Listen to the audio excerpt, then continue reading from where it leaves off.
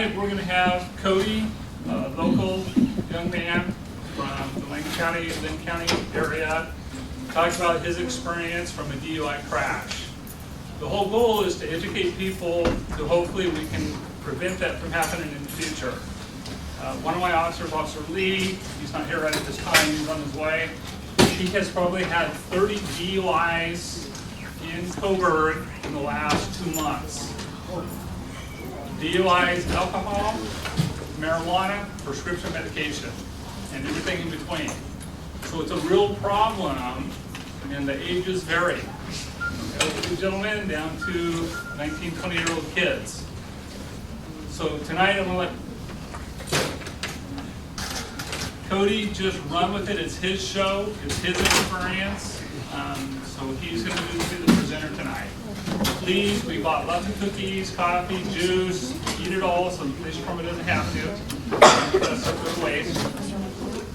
And then afterwards, if anybody has any questions or comments, please let me know. Thank you. Cody? On January 19th of that week, we were laid off from work, so I made the trip down here. I was living in Tillamook at the time, working out of Tillamook and living there because I have family there. I came down to Junction City for the week because we were laid off from work.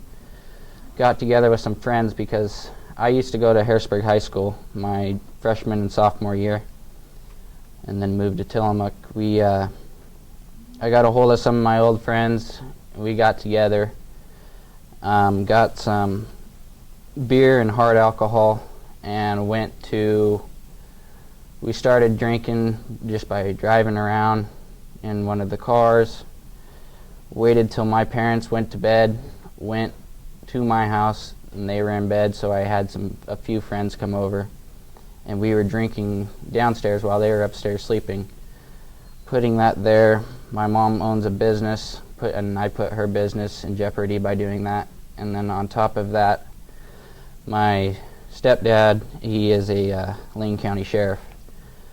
So it put a lot of things on the line. Well, with that night, that's how it started. We were drinking quite a bit, and by then I had probably blacked out. Blacking out was a pretty often thing for me because I would drink so much till I wouldn't remember, and I'd wake up at home a lot of the time in my bed and look out my window just to make sure my pickup was still in the driveway. So we were drinking at the house. I blacked out, so from this point a couple of my friends had left to go home, so I decided to go over to their house too. And that was about 3:15 in the morning, and so it was just me. My friend was supposed to go, who was staying at the house with my younger brother. He stayed there, and he was supposed to go, but he didn't, luckily.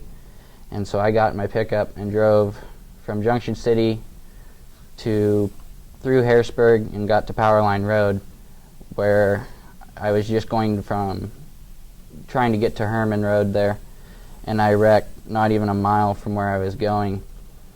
It was about 3:30 in the morning. What we figured was I passed out while I was driving, and it was on a real stormy day, so the ditches were flooded. I went into the ditch, and I went into the ditch and then went back up the other side of the bank and then hit the telephone pole.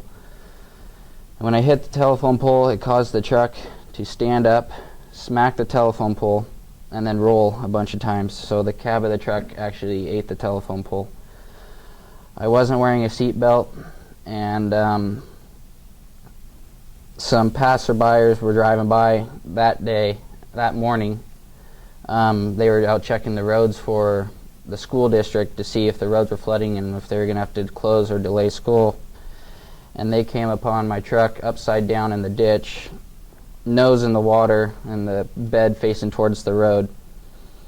It was a Mr. and Mrs. Smith. Her husband pulled me out of the vehicle, and he had broken ribs, so he wasn't able to pull me out of the ditch, but he was able to get me out of the truck. From what I was told, he went to the one side, didn't see anybody, and then went to the other side, and that's when he'd seen me. Pulled me out, got me out of the truck, and about that time the truck caught on fire. They ran over to the house that was across the street and knocked on the door, and a friend that I had gone to high school with, it was his sister's house, and he was staying at his sister's. He came out of the house and pulled me out of the pickup, or out of the ditch, got me up onto the road, and they sat there with me until the ambulance arrived. They put me in the ambulance, said I was combative, and the reason for that, what we figured, is because I was choking on blood, and every time they'd lay me down is when I'd start choking. So I kept wanting to sit up, and they ended up having to sedate me or whatever they do to calm me down. My blood alcohol level was a .22 when I got to the hospital. I knew the kid who helped pull me out of the ditch, and his sister knew me too, and she would recognize my pickup because a couple weeks before that I had given her and a friend a ride home from the bar, and she recognized the pickup in the ditch, but he didn't even know it was me because how messed up my face was. I had 4 broken teeth, my nose was caved in, I had a broken eye socket, I almost lost my right eye with that, the whole right side of my face was caved in, I broke my jaw, I ripped off my bottom lip from about here to here. I had bleeding on the brain, and my lungs were bruised. I shattered my right elbow, and I have erect tear ducts, which causes my eye to water all the time. I was in a coma for 2.5 days, and I was in the ICU for 2.5 days. I was in the hospital for a total of 6 days, with 5 major surgeries in the hospital. I had wires through the top of my nose, which they had buttons on the outside trying to hold my nose up to get it to rebuild itself, I guess. I had 17 feet of gauze shoved up my nose to help reconstruct my nose. I had 31 metal bandages inside my face, all around my face, holding my face and skull together. After leaving the hospital after 6 days, I had coughed up blood for 2 months from my bruised lungs I had. I still have short-term memory loss. I can be talking and totally forget what I'm talking about and not know what I was saying. I just stop mid-sentence. My tear ducts still doesn't function right. It took 6 months for my swelling to go down in my face before it went back to close to what I used to look like. It took 3 months to get full movement back in my right arm. I couldn't straighten it all the way. I still have no sense of smell or taste. I will never get that back. I was charged with a DUI, MIP, and reckless driving.